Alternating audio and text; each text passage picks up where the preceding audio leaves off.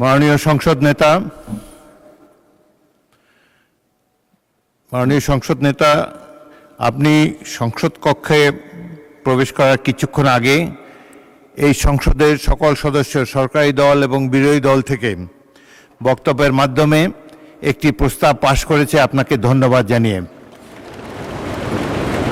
আপনার সাম্প্রতিক মালয়েশিয়া এবং চীন সফরের ফলে দেশের মর্যাদা বৃদ্ধি পেয়েছে বলে সবাই অভিমত ব্যক্ত করেছে এবং বাংলাদেশের অর্থনীতিকে, পররাষ্ট্রনীতিকে এক নতুন দিগন্ত সূচনা করেছেন আপনি এই সফরের মাধ্যমে।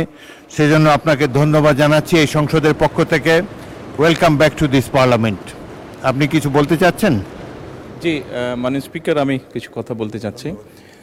বিসমিল্লাহির রহমানির রহিম। মাননীয় স্পিকার,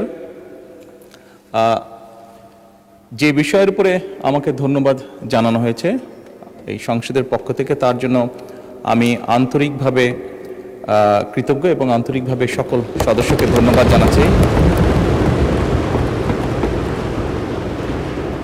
মাননীয় স্পিকার, এখানে মূল বিষয় এটি হচ্ছে যে বাংলাদেশের মানুষ আমাদেরকে দায়িত্ব দিয়েছে তাদের স্বার্থ দেখার জন্য। আমাদের দলের অবস্থান থেকে আমরা একটি স্লোগান ব্যবহার করি, সেটি হচ্ছে যে বাংলাদেশ ফার্স্ট বা বাংলাদেশ প্রথম। আমি যে কাজটি করার চেষ্টা করেছি মাননীয় স্পিকার, আমি আমার অবস্থান থেকে আমি আমার দেশের মানুষের স্বার্থ নিয়ে কথা বলার এবং সেই স্বার্থ রক্ষা করার চেষ্টা করেছি মাননীয় স্পিকার। মাননীয় স্পিকার, এখানে আমাদের কারোরই কোনো ব্যক্তিগত কোনো বিষয় নেই। এটি যদি কোনো কিছু অর্জন হয়ে থাকে, ভালো কোনো কিছু অর্জন হয়ে থাকে, এটি বাংলাদেশের অর্জন।